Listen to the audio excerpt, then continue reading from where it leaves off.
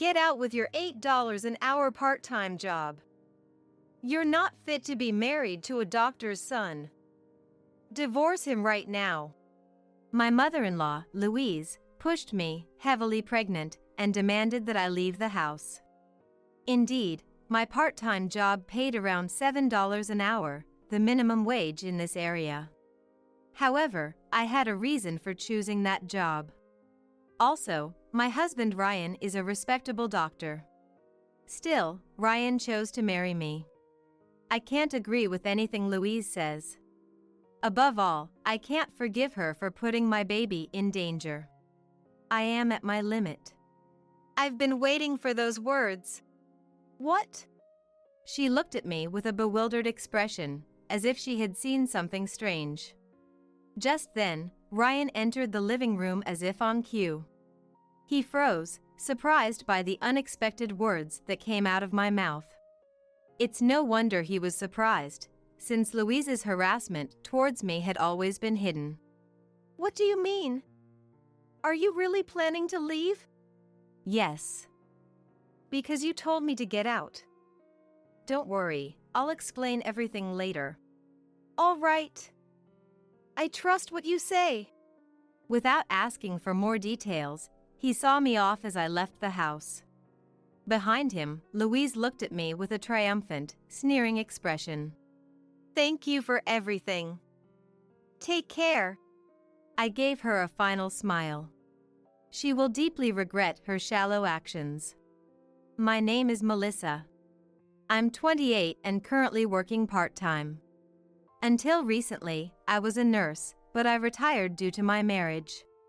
My husband Ryan is a doctor, and we had a workplace romance that led to a shotgun wedding.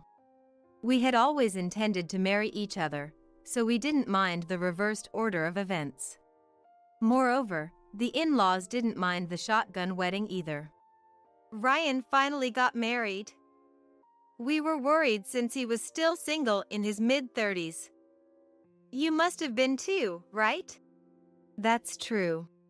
At the family meeting, I was nervous that my parents might oppose the marriage. Since he is a doctor, I expected a very strict family. Moreover, my father-in-law, Thomas, had a dignified face and was a taciturn type. He responded to Louise with few words, and his sharp eyes seemed to glare at me.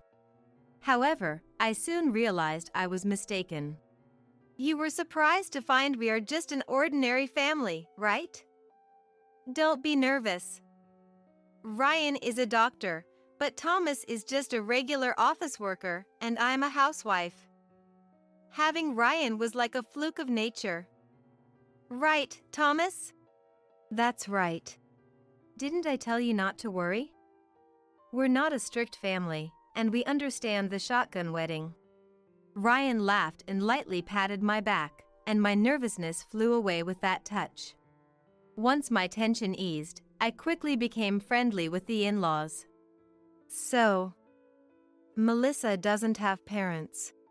Even though I don't have parents, my father passed away 2 years ago due to illness. Haven't you met your mother? I haven't met my mother. She wasn't around when I was young, so it's more accurate to say I don't remember her. That must have been tough. No, it's just that. My father ran a business, so we never had financial troubles. He was strict with money, and we didn't live extravagantly. I think he didn't want me to get used to luxury from a young age. Because of that, or maybe thanks to it, I've become quite frugal. That's a good thing. What happened to your father's company? Melissa, you're a nurse, right? When my father passed away from illness, he sold the company rights. So, I didn't inherit the business, just the money. Also, my father invested in real estate, so I inherited various properties. But I'm not like my father, so I didn't know what to do with buildings and condos, so I turned them all into cash. So, you're wealthy? Maybe. But I'm frugal, and with my father's teachings, I live only on the money I earn myself. Well, that's commendable. I was unsure whether I should talk about money or not. However, as I talked with Louise, the conversation naturally led to it. It showed just how much I trusted Louise. But, was it okay to suddenly talk about a large sum of money? I wondered as I spoke. Once the conversation paused, I looked at Louise's expression to see how she felt. The frozen pilaf I bought at the supermarket the other day was delicious. Are you still eating frozen food all the time? It's convenient and tasty, so I can't help it. They were already engrossed in another conversation with Ryan. It seemed they weren't very interested in money matters. I had followed the flow of the conversation to talk about my father and ended up discussing money, but it didn't seem to have left a bad impression. I felt relieved and sipped the warm coffee on the table to reset my feelings. By the way, Melissa, what are your plans for work? Are you going to continue as a nurse? I want to focus on raising my child, so I'm thinking of quitting my job. Once things settle down a bit, I plan to work part-time. What do you think? I think that's a good idea. I support it. Creating an environment where you can concentrate on raising your child is important. When Ryan decided to go to medical school, I quit my job and switched to part-time to support his studies. Did you do anything to support me? I don't really remember anything. Besides, you quit your part-time job when I became a doctor. That's because Ryan started contributing financially to the household. Until he became a doctor, ordinary people like us supported him, and now that we're getting older, we want to take it easy. You're both only around 60, and Dad is still working. What are you talking about? He enjoys working, so it's fine. Right, Thomas? That's right. Even regarding quitting my job, the in-laws responded positively. The conversation was progressing so smoothly it was almost frightening. However, the atmosphere started to shift gradually from this point. You're 3 months pregnant now, right? It's going to be tough from here on. Ryan is busy with work, so he might not have many opportunities to support you, Melissa. I'll be fine. Despite how I look, I'm quite strong. Even so. If something happens, I'd be worried. Oh, I know. Melissa, you should come to this house. What? I don't mean permanently. Just until you have the baby and the child grows a bit. I can support you during that time. This way, Ryan won't have to rush out of this house, and you can take your time finding a new home. We plan to have the wedding after the baby is born, but it might be a good idea to postpone house hunting as well. Right? We can't make a decision right here and now, so we'll think about it, Melissa and I. When the idea of living with the in-laws came up, I was startled. But Ryan decided to take the matter home to discuss it. I was relieved they weren't the kind of people who would force us into living together without consideration. If they were such people, I would have had to rethink the marriage itself. A few days later, Ryan and I discussed the matter of living together. Normally, we would consider giving birth near my family rather than at the in-laws' house. But I don't have a family home. Also, if it were just the two of us at home, I might end up burdening Ryan a lot. Ryan has a busy work schedule. Starting life together and suddenly having marital issues is a possibility. Most importantly, the in-laws are not bad people.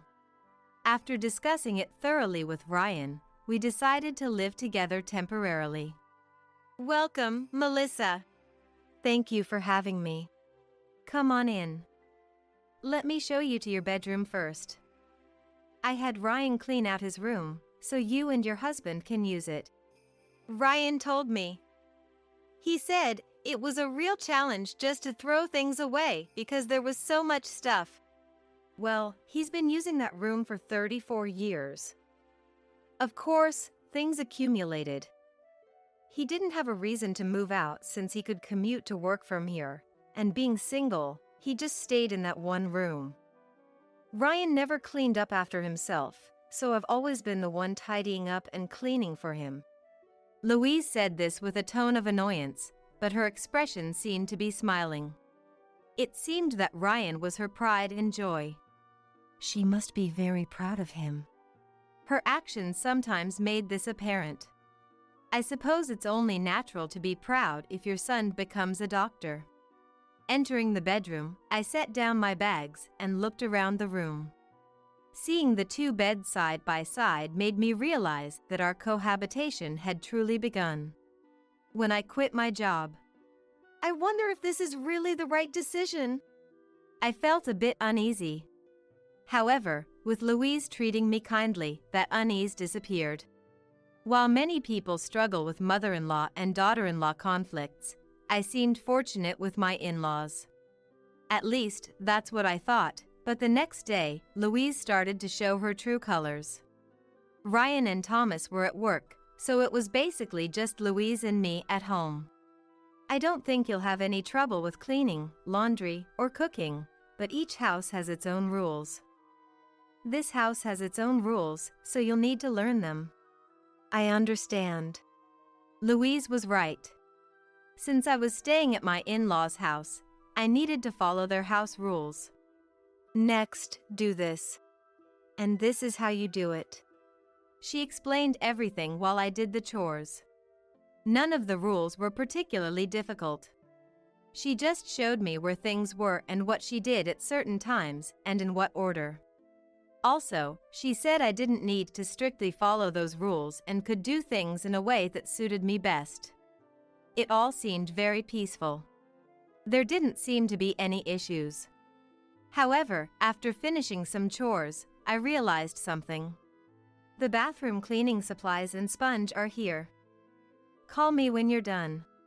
Louise just pointed out where the cleaning supplies were and briskly walked back to the living room. When I finished cleaning the bathroom and returned to the living room, she was watching a comedy show on TV and drinking coffee. Louise, I finished cleaning the bathroom. Okay. Next, go shopping. Here's the shopping list. I wrote it today, but from tomorrow, you'll need to check what's needed yourself. Do you want to check the bathroom cleaning? Cleaning is fine as long as it's mostly done. Did you do it so poorly that it needs checking? No, not at all.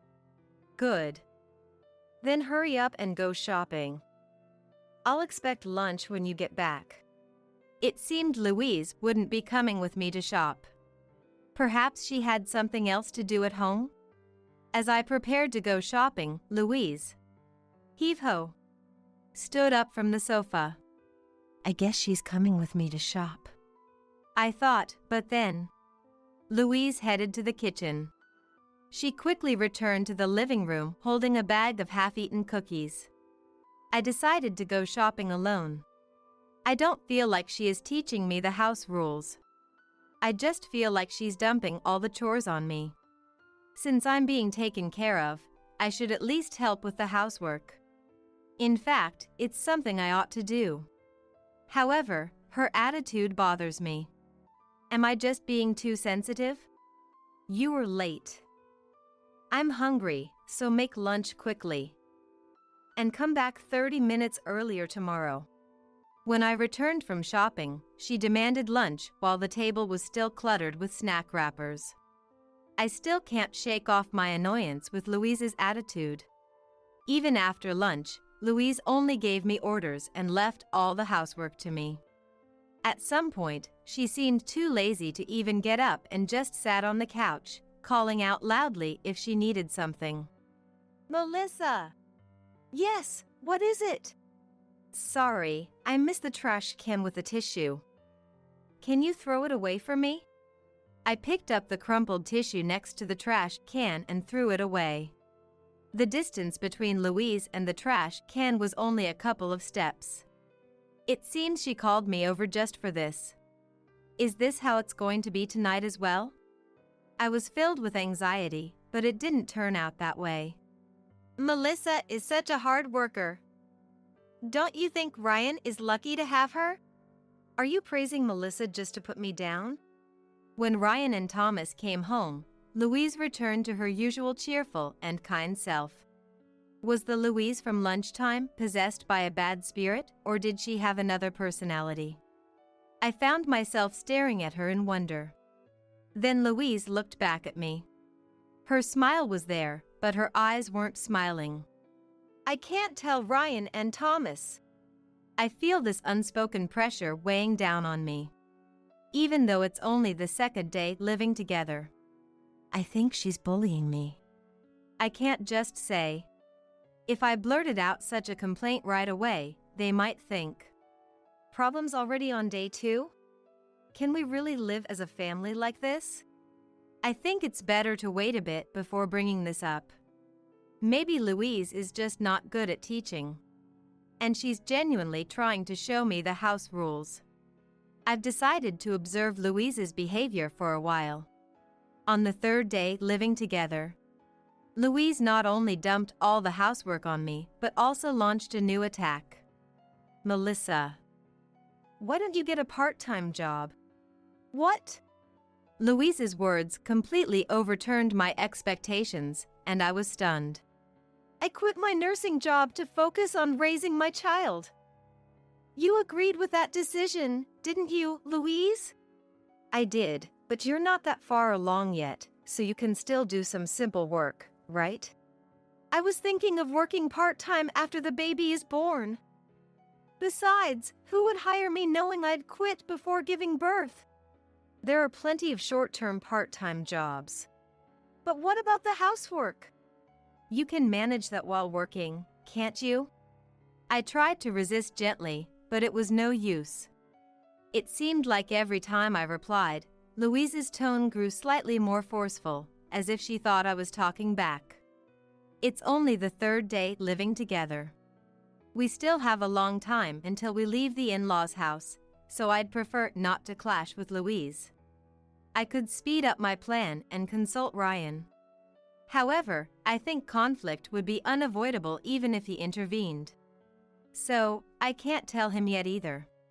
All right, I'll look for a short-term part-time job. I decided to follow Louise's suggestion. Ryan was convinced when I said, I think it would be good for me to work as a way to get some exercise. And I also said, I've been wanting to work if possible. Initially, he was worried about my health and opposed the idea.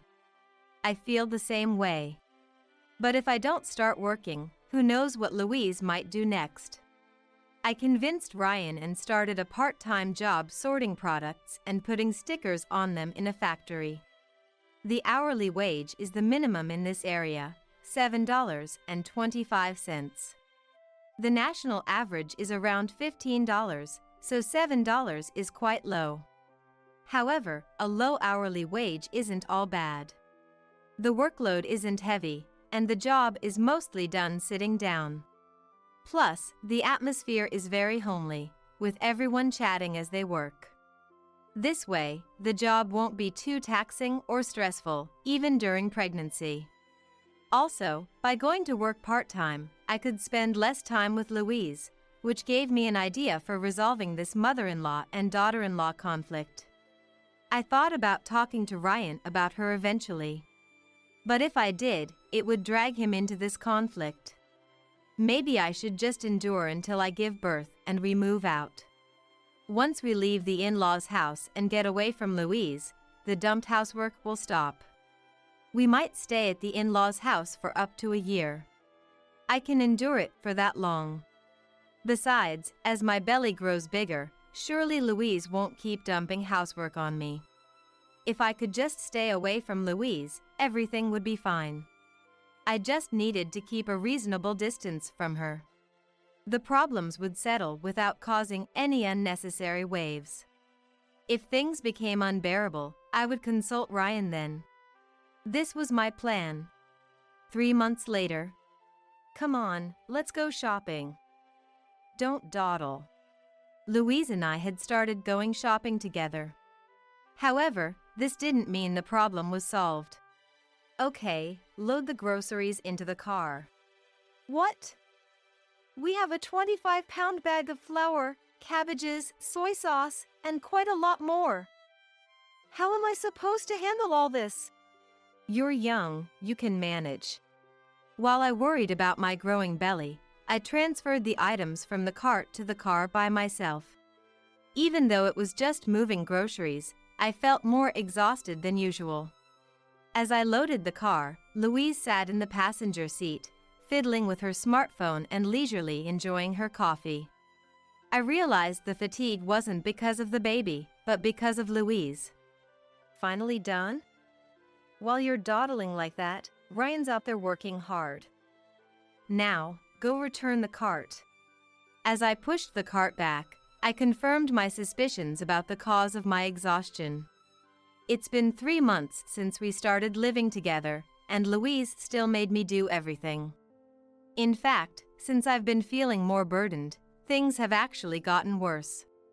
I need a break, I had started to say. But you're just using your pregnancy as an excuse, right? This is why people say today's young folks lack grit. If you put in some effort, most things can be managed. Keep working part-time. If you can't even handle that, it's like admitting you're weak. She seemed to have her own logic. If there was a way for pregnant women to move by sheer willpower, she should write a paper on it and present it at a conference for the benefit of pregnant women worldwide. I didn't know how to summon this special willpower, and I was nearing my limit of physical strain and patience. Moreover, lately, just because I was moving slower. You're dawdling. You're slacking off. You're too slow. She'd say things like this more often. The mental stress from these remarks was actually worse than being overwhelmed by chores. The plan was to consult Ryan when I couldn't endure it anymore. However, after 3 months of Louise's behavior, I had a new worry. This wasn't a problem that could be solved by keeping a distance. At this rate, even when I'm due, load the 25-pound flour bag into the car, Louise would still say. Even if we left the in-laws' house, she would likely cause more trouble. And if I consulted Ryan, it might escalate Louise's behavior even more. This situation required a more thorough solution than I initially thought. I decided to hold off on consulting Ryan. 3 more months passed, and my belly had grown significantly. But the housework was still all on me. If I didn't start preparing dinner soon, it would cause more trouble. I knew this, but I felt so sluggish today and couldn't get off the sofa. So, I kept fiddling with my smartphone, waiting to muster the energy to move. Then Louise appeared. Unfortunately, my energy hadn't recovered yet. Aren't you going to start dinner soon? I was just about to. I really wanted a bit more time to gather my energy, but I forced myself off the sofa. Just now, you say. Isn't that the typical excuse of someone who won't do it? You're just taking advantage of being pregnant, aren't you? And you quit your job too. The job was originally a 6-month contract. I didn't quit because I was slacking off. Making excuses itself is a sign of slacking off. Yes, that's right. Which of us is really speaking? Due to my accumulated frustrations over the past 6 months, I accidentally muttered something I normally wouldn't say to Louise. This seemed to anger Louise. What? That attitude! Louise pushed my shoulder with one hand as I tried to stand up from the sofa. I thought I shouldn't fall and tried to land on the sofa as gently as possible to minimize the impact. Hey! That was dangerous. I did it because there's a sofa. Don't exaggerate. It's not an exaggeration. What if something happened to the baby? Moreover, it seemed like Louise switched on and began to reveal her true feelings, her face turning red. We only allowed the marriage because it was a shotgun wedding, but I've never liked you. You might have some money from inheritance, but your current value is less than an hourly wage of $8 for part-time work. How can someone like that be a match for Dr. Ryan? Someone earning $7.25 an hour in a part-time job should leave. You aren't worthy of a doctor's son. Just get divorced already. Hearing her true feelings, I felt a strange sense of understanding. To Louise, Dr. Ryan is a source of pride. She wanted to keep him close like a high-end handbag. Suggesting we live together wasn't for my sake, but to keep Ryan at home. We got married, and although having a baby kept Ryan at home for a while, he would eventually leave. Her irritation towards me shifted into an attempt to drive us to divorce. I couldn't help but laugh. This was perfect timing. I had been waiting for this moment. I've been waiting for those words. What? Louise looked at me with a puzzled expression. Just then, Ryan came into the living room, having just returned home. Ryan froze upon hearing the words coming out of Louise's mouth. His return wasn't a coincidence. I had been expecting it to some extent. While stuck on the sofa, I had been passing the time on my smartphone. Ryan had, "I think I'll be home early today," texted me. When I heard the front door open while talking to Louise, I thought, "This is perfect." I wanted him to hear his mom's true nature. Louise hadn't noticed his return. Caught up in her excitement of harassing me. Walking past a frozen Ryan, I dashed out of the living room. I headed to the bedroom and started packing my things. Ryan followed me, footsteps loud and hurried. "What's going on? Are you really planning to leave?" "Yes." She told me to get out. "Wait. What happened? Explain it to me. You can't just say you're leaving and expect me to be okay with it." "Don't worry, I'll explain everything later. Right now, I just want to get out of this house as soon as possible." "I understand. I'll trust your words."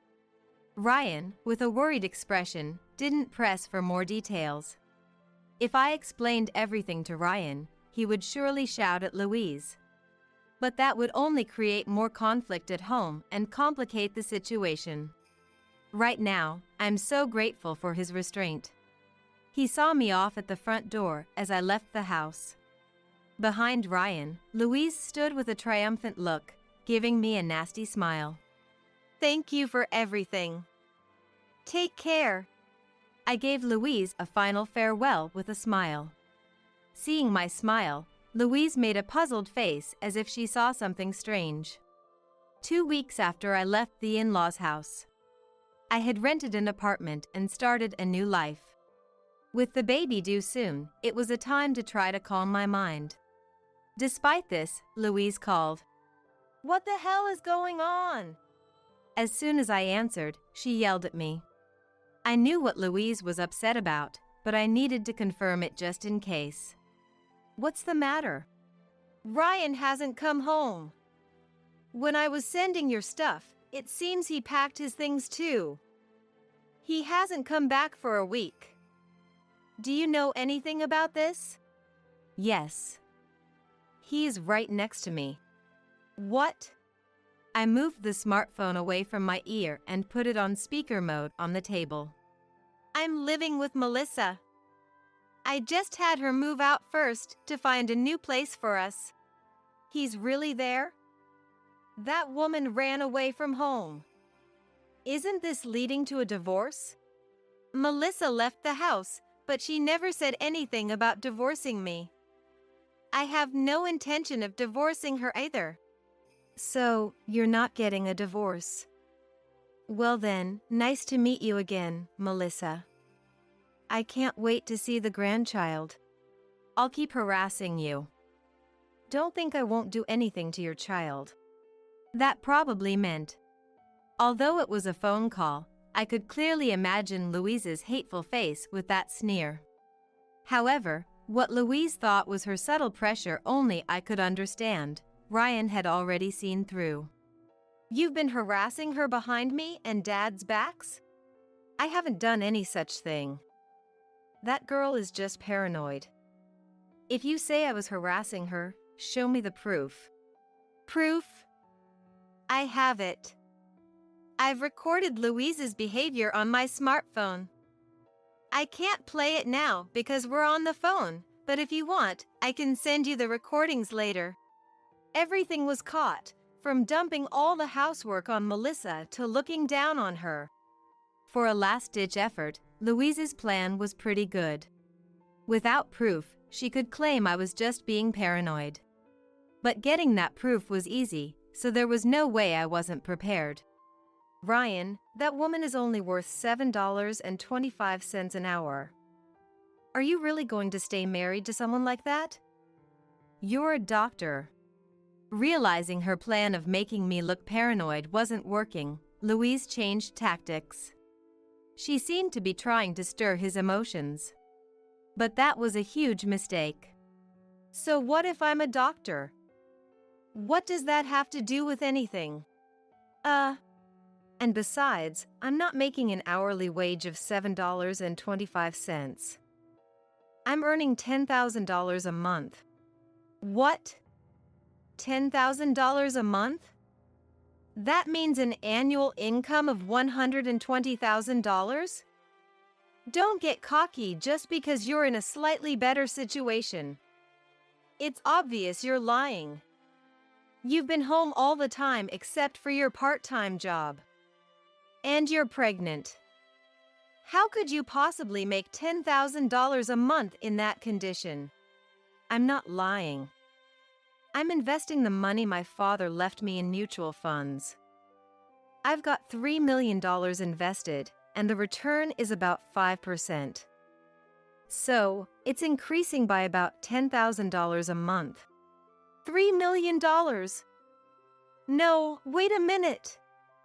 You said you didn't understand investments and liquidated the real estate. So how did you get into mutual funds? I didn't know what to do with $3 million. But that's why I went with mutual funds.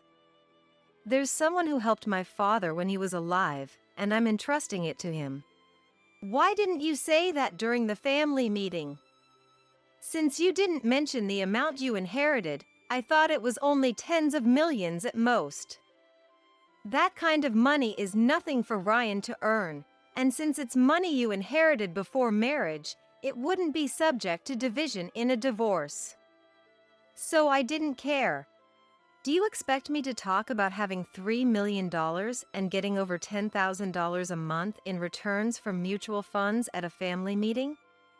How tacky would that be? Ugh. It seemed she couldn't come up with a response to my argument. Louise was silent for a while, clearly thinking of her next move. I couldn't help but feel a twinge of excitement about what she might say next. "Melissa, I'm sorry for everything up until now. If you have that much money, you can definitely match up with Dr. Ryan. I understand, you deserve to be a doctor's wife." Louise had always concocted her own theories, and now she was creating some sort of bizarre qualification. I didn't need such qualifications, and why did I need Louise's approval in the first place? Whether or not I was worthy of being a wife should be up to Ryan himself. Louise's sudden change in attitude had dampened my previously cheerful mood. It seemed she had no more cards to play. "I'm not coming home anymore. I'm not giving you any money either, so you'll have to fend for yourself from now on. After all I've done to raise you to become a doctor, you ungrateful child." With those poisonous words, Louise hung up the phone on Ryan. I glanced at his face. He didn't seem at all shocked by Louise's words. Instead, he looked exasperated. Feeling somewhat relieved, I shared his sentiment. The next day, Louise called again. "What is going on?" Was my time looping? I checked the calendar and realized why Louise was upset. It wasn't a time loop. I called Ryan over and placed the smartphone on the table again. What's the matter? Thomas said he's leaving home and started packing his things. Oh, today's the day he can move in. So, you two are involved in this, aren't you? That's an unfair accusation. I just showed Thomas the evidence of how you've been harassing me. What? He decided to leave home just because of that. It was clear from her words that she wasn't aware of her own behavior.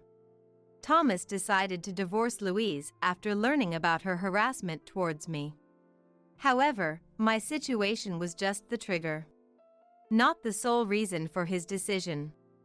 I had thought Thomas was a quiet type, but it seemed I was wrong. In reality, he was just too timid to express his own opinions. As a result, Thomas had been more or less under Louise's thumb. When I got into med school, Dad asked you to keep working because of the tuition costs, right? Do you remember what you said? You said that once Ryan became a doctor, the money would come in later. So if we didn't have enough, we could just take out loans. Louise's voice grew smaller and smaller, like a child caught in a lie, under his stern tone. It seemed Louise intended to corner us about Thomas, but his counterpunch had knocked her out. Louise had quit her job under the pretext of fully supporting Ryan's studies. But in reality, she had just quit to rely on his future income. Louise saw him as her pride and joy, but only in terms of his potential earnings. Moreover, during the family meetings, Ryan mentioned he didn't recall Louise doing anything special for him. All Ryan remembered was Louise lounging on the living room sofa, eating cookies while watching TV. Whenever there were issues at school, Thomas is the one paying, so talk to him about it.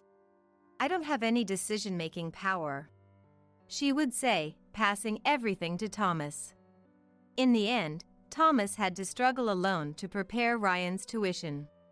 Ryan heard about this from Thomas only after becoming a doctor. Feeling guilty for the hardship he caused Thomas, Ryan started contributing more money to the household. Because of Louise's attitude, Thomas had accumulated many grievances over the years, not just about Ryan's tuition or him becoming a doctor. When I began causing problems, Ryan moved out, and when we informed him that we would support him in the future, Thomas decided to divorce Louise. Thomas is moving into the apartment next door. I offered for him to live with us, but he said, I can't interfere with your new marriage and the baby on the way. So, when we heard about the vacancy next door, we arranged it for him. The previous tenant moved out, the cleaning was done, and it's ready for him to move in today. That's why Dad started packing. You'll support Thomas's living but not mine? Thomas is still working, you know? I'm the one who needs support since I'm not working. I became a doctor thanks to Dad. I'm just paying him back. The money I gave to the household was always meant for Dad. Then repay me too. Just for eating cookies in the living room? Shortly after we started living together, Louise would make me clean while she sat on the living room sofa eating cookies. The image of that scene vividly resurfaces. It seems Louise hasn't changed at all, now or then. Wait! Louise suddenly shouted, causing both Ryan and me to flinch. I heard everything from Ryan. I'm sorry for everything. Please forgive me. It seems Thomas was about to leave the house. Louise was pleading with Thomas over the phone. Ryan and I hung up the phone with exasperated expressions. Eventually, the in-laws divorced. Thomas moved into the apartment next to us, leaving Louise alone in the in-laws' house. Louise had the house and the money from the divorce settlement, so she wouldn't have immediate financial problems. However, because Ryan went to medical school, the in-laws didn't have a significant amount of savings. So, Louise had to work. But she had quit her job when Ryan entered medical school and had a gap of over 15 years. And she was turning 60 this year. With limited options, Louise started working as a cashier at a supermarket. She struggled with the unfamiliar register operations, working while getting complaints from the part-time students. Having relied on Ryan and Thomas for so long, she must have felt a significant burden. Now abandoned by us, she had to work to survive. No matter how tough the job got, Louise had no choice but to continue. Being alone also brought about significant anxiety about the future. She must be regretting her past actions now. At least this way, Louise wouldn't think of harming me or the baby. She wouldn't cling to Ryan or Thomas anymore either. Shortly after, I gave birth to a daughter. Our life as a family of 3 was about to begin. You're really clueless, aren't you?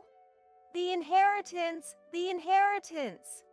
Hand it over already, said Mary, my sister-in-law, barging in as soon as the front door was opened, happily talking at her own pace. Despite not being close, her sudden demand left me baffled.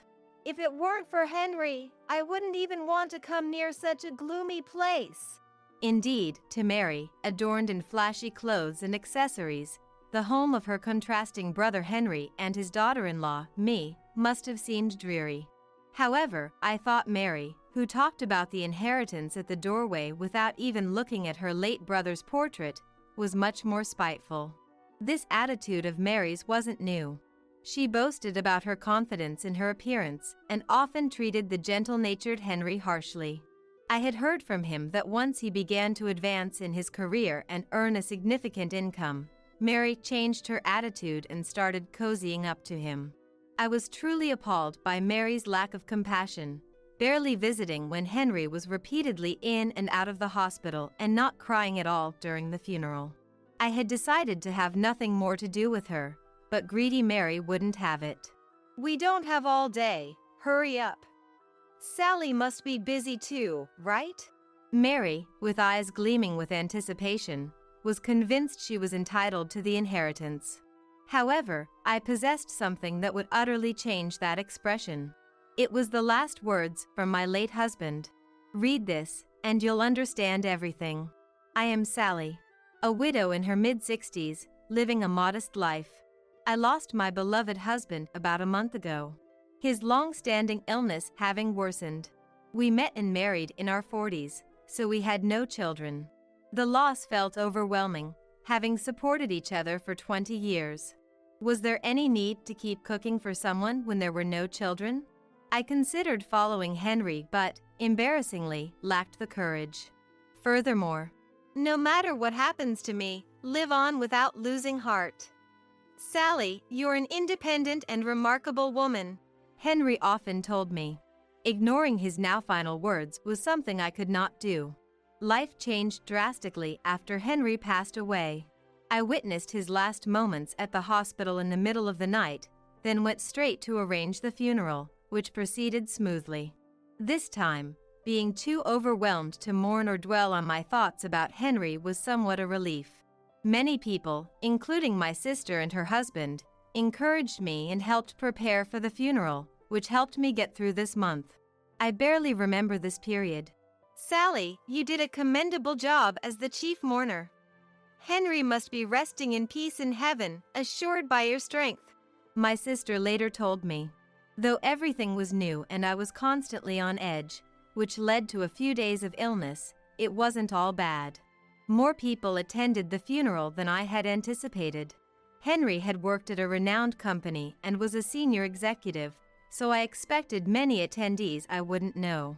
However, colleagues from the company praised Henry's character and some even shed tears. Among them were people who had traveled from overseas branches, sharing stories of going out for drinks with Henry during his business trips. It was regrettable that I couldn't spend ample time with each of them, but I made sure to note down everyone's names and addresses to send thank you notes and small tokens of appreciation later. My sister and her husband took care of these arrangements, allowing me some respite now. I'm endlessly grateful for Henry's gentle nature, which, I believe, made this possible. I want to boast about being blessed with such wonderful people, but lately, I've had doubts. Primarily because of his sister, my sister-in-law, Mary. Despite being 12 years younger than Henry, Mary is still youthful compared to women her age. Her high sense of beauty made her somewhat of a celebrity in the neighborhood. And she is well aware of it, seemingly enjoying her days enhancing her beauty. I have no issue with that. Though she's turning 58 and the appropriateness of wearing miniskirts is debatable, it's not for others to judge, so it doesn't bother me. The problem lies in her constantly making snide remarks towards me. I'm not as pretty as her, nor do I share her enthusiasm for yoga and spas. Sally, you always look so dowdy. Aren't you embarrassed? Henry was wealthy. Why didn't he marry someone more beautiful? She'd say, evaluating what I wore as if appraising my worth whenever we met. What's with using an unknown brand bag at your age? And those shoes, how long have you been wearing them? You were wearing those the last time we met, right? It's easy for me to tell when someone lacks taste, even if their clothes are nice, because it shows in their accessories. Won't Henry buy you any? He doesn't desire material things, so if you asked, he would buy them for you, wouldn't he? I have enough bags and shoes, though not as many as her. Being called sloppy is one thing, but I've never been one to hoard items. In fact, I make it a point to discard at least one old item whenever I buy something new, so my home is rather clean. Whenever Henry asked me if I wanted anything for our anniversary or my birthday, I would plan a trip without hesitation. I've always believed that memories are invaluable and cannot be bought. Now that he is gone, I'm glad I made those choices. Mary would mock me indirectly with her remarks. Henry wasn't much to look at, so in that sense, you're well suited. But you must have married him for his money, right? No matter the insult, she always concludes with this. This is the issue I have with Mary's behavior. She spreads rumors among relatives that I married Henry for his money. Apparently, there were plenty of women who approached him with that intention. He wasn't one for gambling or nightlife. His hobby was mostly fishing, so I remember being surprised by the amount of his savings when we got married. However, I never intended to splurge his wealth. At that time, I had been working for 20 years at the same company and had my own savings, though not as much as him. Sharing similar values about not spending excessively was one reason we got married, not because I was after Henry's money as Mary claims. I've tried explaining this to her and asking her to correct this misunderstanding with our relatives, but she never listens. It seems she's decided we're incompatible and constantly finds fault with me. Say has always been fiercely competitive, and Henry, during his lifetime, tried to avoid her as much as possible. This might be why she barely helped with Henry's funeral arrangements. Indeed, I was the chief mourner, but whenever Henry fell ill or was hospitalized, she would never offer words of concern, no matter how often I contacted her. On the contrary, there was a time when she got angry and said, "Don't contact me about every little thing." After that, I internally decided not to inform Henry about anything that happened. However, thinking that letting Henry know could affect his condition, I would lie gently in front of him, saying, "Mary was worried about you." In the end, she never showed herself to Henry before he passed away, so even at the wake, she maintained an attitude as if she was there out of obligation, almost as though it was someone else's problem. Yet, ever since she heard Henry was ill, she hardly had an appetite and cried so much she couldn't cry anymore. Maybe that's why she looks so down now. She said she couldn't visit the hospital because she didn't want to see Henry in a weakened state. The relatives whispered. Hearing this, I was overwhelmed with an indescribable frustration and, compounded by the shock of losing Henry, tears began to blur my vision. Mary, spoken of as a tragic heroine, had skin too radiant for someone who supposedly lost their appetite, and naturally, there were no tear stains or signs of swollen eyes. Despite telling me not to contact her, she seemed humble in front of the relatives. If my sister hadn't been there to sense my feelings and tactfully lead me away, I might have lost my composure and shouted something at the relatives. Knowing Mary could not even show respect for the deceased, I resolved to have nothing to do with her going forward. After the funeral, I gradually sorted through Henry's belongings, balancing work and household duties, and at the same time, started to regain my composure. At first, each item of Henry's that disappeared felt like erasing a memory, but I reminded myself that the memories with Henry were held most dearly in my heart. I cherished the time spent with those who attended the funeral, slowly reclaiming my tranquil life. Then, predictably, it was Mary who disrupted these peaceful days. She rang the doorbell and knocked repeatedly. "Sally, you're there, aren't you? Your sister has come all this way, so open up," she called out, though I never considered her my sister. Mary raised her voice as if to perform for the neighbors. With laundry hanging outside, playing dead wasn't an option. "What were you doing?" "I was about to get sunburnt waiting," she said the moment I unlocked the door, barging in without hesitation, thrusting a bag from a well-known foreign brand into my hands and beginning to remove her shoes. "What's this all about?" I managed to ask, to which she dramatically sighed. "I've been so busy and couldn't visit, thinking you might be feeling down all by yourself. So, I brought something nice," she said, retrieving the bag she'd handed me to reveal its contents while standing. Accessories, perfume, and high-end baked goods similar to those Mary usually enjoyed, none of which seemed fitting for me. Did she really think I would be delighted to receive these? Moreover, her behavior today was unusually gentle. "I may have been harsh on you before, but you were the woman my only brother chose. I didn't want to hand him over to a gold digger. But seeing you at the funeral made me realize you're different. Only someone who truly loved Henry could shed so many tears and give a speech with disheveled hair, disregarding what others think." It seems she's not used to praising people. Even when she tries to appease me, she can't help but comment on my appearance or actions. However, the way she looked at me carried a sort of passion, as if she was in the presence of someone she respected. Mary's overtly changed demeanor only left me utterly bewildered, as she continued to shower me with what seemed like compliments. Despite my growing discomfort from not knowing what she truly thought. "I'm sorry. I still haven't settled the estate affairs. It's not in a state for visitors right now," I conveyed gently. Her eyes narrowed, returning to her usual cold gaze. "Do you really think I came all this way just to see your annoying faces?" she shouted. "It's about the inheritance, obviously. You shouldn't have to be told that." "What?" Confused by her gesture, indicating I should hand something over, I was at a loss. "How long do you think I've been waiting? I have a pretty good idea of how much Henry earned, so I know roughly how much I should be getting from the inheritance. It's pointless for you to try to keep it all. Hand it over now. If you're thinking of deceiving me, I'll call a lawyer and the police." The division of property is being handled by a lawyer, so there's no deception involved. "Don't play dumb.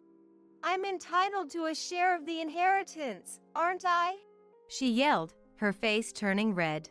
Given that Henry and Mary were siblings, it would be natural for Mary to have a share. However, Henry often spoke about this issue, expressing his concern.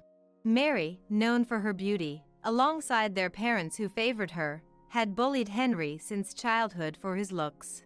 To prove them wrong, Henry excelled academically, attended a national university through scholarships and part-time jobs, and eventually climbed the corporate ladder in a major company. The only times Henry spoke of himself were about overcoming those dark times. Naturally, anyone would be troubled at the thought of such a person receiving an inheritance. When Henry confided in me about this dilemma, I urged him to decide for himself. I only learned of Henry's decision after his passing. Unaware of this, her demeanor shifted dramatically, railing against me. For a daughter-in-law to almost take the entire inheritance, you're just as greedy for money. I always suspected something fishy about you marrying that plain man after 40. The only reason to spend a lifetime with someone who has no merit but his wealth. I listened patiently to your talk of love, values, and all that. Just give me half of your share right now, and I'll disappear. It appears the sweet words and gifts were just a ploy to wrest his inheritance from me. Having been a target of her animosity for so long, I had anticipated there might be ulterior motives behind her sudden change of behavior. Witnessing her brazenly shout in the entryway, I realized just how lacking her sense of morality was. I wondered what Henry, peacefully listening from heaven, would think of all this. I told Mary to wait there for a moment, intending to show her a particular document. Upon hearing this, Mary's eyes sparkled instantly. You really understand me. Let's go eat some delicious French cuisine with that money next time. And she blurted out something nonsensical. Not wanting to be swept up in Mary's pace, I retrieved the document from the back room without agreeing to her plans and handed it to her. Please, this is from Henry. You can have it, I said as I gave her the document, Henry's last letter. Essentially his will. Mary, sensing what it was, quickly opened it. Her eyebrows, meticulously shaped, moved up and down, clearly agitated by the letter's contents. What does this mean? I don't understand this.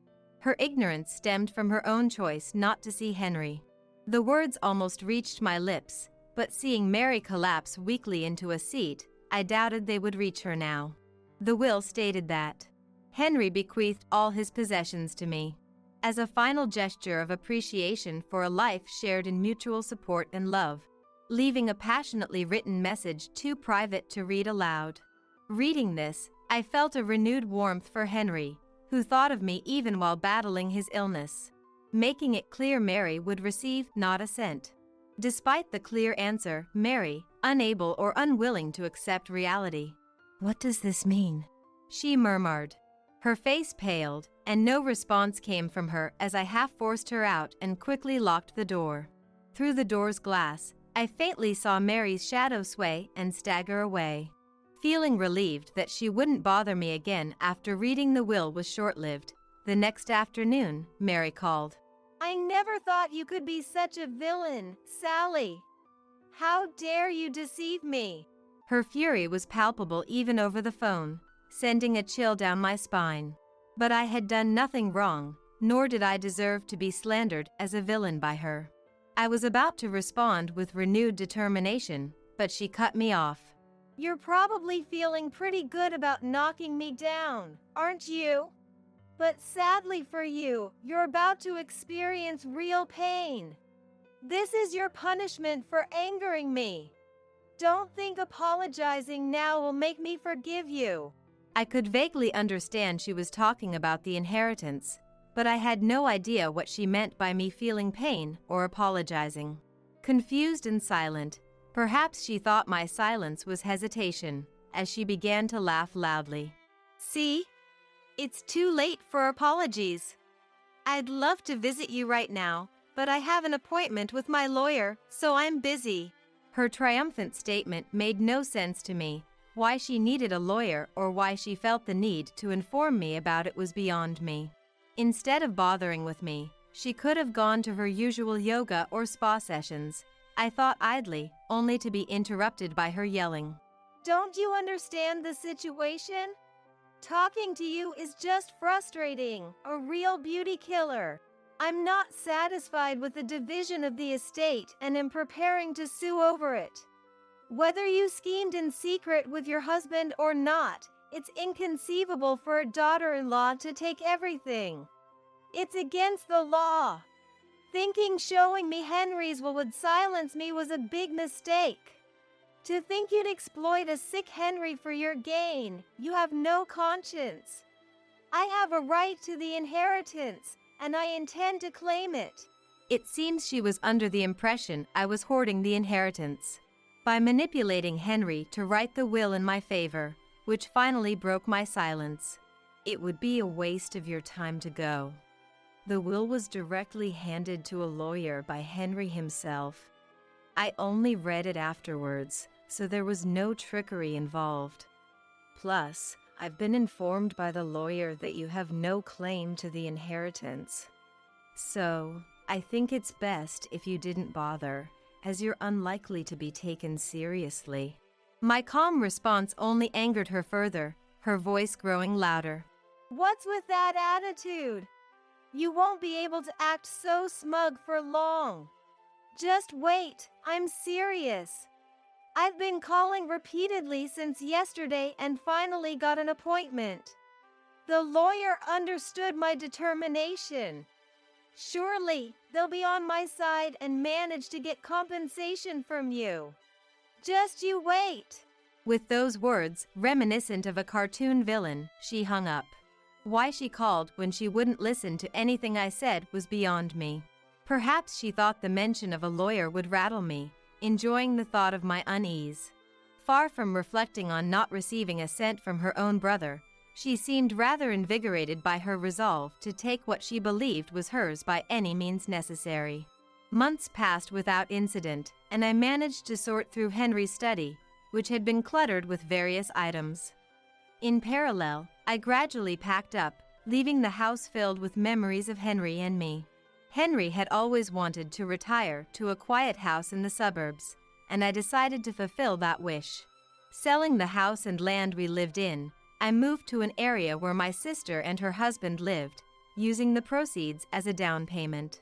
While it's regrettable we couldn't do it while Henry was alive, our dog Max, who had been with us for over 10 years, seemed to enjoy the new home. Letting go of the house meant I had far fewer belongings, but the thought of gradually making the new place comfortable brought me some hope for the future. Yet, the strange feeling of Henry's absence persisted, and the lack of furniture only seemed to amplify the loneliness. Especially when Max was sleeping, I found myself lost in thought more often than not, knowing it wasn't particularly healthy. As if interrupting my days, my smartphone suddenly blared one day. Half asleep and without checking, I answered during a TV show. You're trying to ruin me, you curse! It was Mary, screaming without any preamble, which instantly woke me up, though it was still unclear what she was ranting about this time. Sensing my silence, Mary didn't wait for a response before continuing. It's your fault I'm getting divorced. The inheritance didn't come through because of you. What? My surprised response was more out of formality. I had guessed the situation. Likely, Mary had told her husband she would receive a portion of Henry's estate, and their relationship soured when that didn't happen. A fragile marriage, to say the least. Blaming their issues on me was hardly fair. Don't just stay quiet. Apologize. Your fault I can't live properly now. What am I supposed to do all alone? Why don't you work? You're still young in your 50s. I retorted, causing Mary to fall silent. Whether irritated by the suggestion to work or caught off guard by the mention of her age, Mary needed to face reality eventually. If you were living on your husband's salary, you shouldn't need the inheritance, right? Why did it lead to divorce? My husband was after Henry's estate from the start. If Henry's inheritance wasn't coming through, then he had no further use for me. Despite having spent decades together, he claimed all was ruined because of me, a woman whose only assets he saw were her looks and money. He even said he wanted his time back, expressing his anger dramatically. Why should I be the one to get yelled at? My husband is a pitiful man with a low salary. I'm the one who wants my time back. I had only met her husband at family meetings and then yearly at Christmas gatherings. Like Mary, he had a flashy impression, fond of brand-name clothes, accessories, and luxury cars. Given her mention of his low salary, it's likely they both had been eyeing Henry's wealth for some time, probably spending recklessly without any savings. Having lived lavishly on her husband's dime, Mary wasn't in a position to make claims. Marrying someone for their money and then squandering it was their own fault. Even after consulting with a lawyer, I was turned away, told I had no claim to any inheritance. Everyone's making a fool of me. But you're the one I can't forgive. If it weren't for you, none of this would have happened. Despite my warnings, she went to the lawyer, only to face the embarrassment I predicted. Sally, you must have brainwashed my husband, right? He said he should have married someone like you. Why does he mention your name? You must have seduced him behind my back. That's the only explanation. Why would you think that? I don't even have his contact information. Lies. He's never praised a dowdy middle-aged woman before. You must have seduced him and had an affair. Confess, and if you give me the inheritance, I might forgive you. This is nonsensical. Frustrated by her baseless accusations, I ended the call. The house was already being demolished, and the land was sold, so she couldn't come after me there. I hadn't given her my new address, making future encounters nearly impossible. Just to be sure, I blocked her number, determined to live peacefully. Half a year passed, and Max adapted well to our new life. My sister and I went out to eat once or twice a month, enjoying our days. My recent health checkup showed no issues, and the local shops provided convenience, leaving little to worry about except for that phone call a few months back. Mary, having divorced and depleted her savings, apparently sought welfare support at the social welfare office. During her visit, she was told that if she had relatives who could support her, she would not be eligible for assistance. The relatives who once praised Mary all refused to help with her living expenses, likely aware of her history of lavish spending. This led to her being isolated from her relatives. A caseworker then contacted me, but of course, I had no intention of helping. Considering how she and her ex-husband had approached us with financial motives and her disrespectful behavior even at the funeral, I felt no obligation to assist her now. Despite her accusations of me being money-minded, it was Mary who had succumbed to her own greed. I'm unaware of her current situation. Rumors suggest she quickly lost a job she had found due to conflicts, or that her neighbors noticed her ex-husband's absence, deducing their divorce and her subsequent move. No one seems to know where or how Mary is living now, and I've lost interest over time. Regaining my peace of mind, I cherished my time with Max more than ever. Max, who was always gentle like Henry, became even quieter with age, which worried me. My sister, a longtime dog lover who adored Max, surprisingly acquired a puppy one day. Excited, I visited my sister's family, greeted by a small Shiba Inu. Max, immediately taken by the puppy, watched it play joyously. I hoped the puppy would become a good friend for Max, smiling at the heartwarming scene.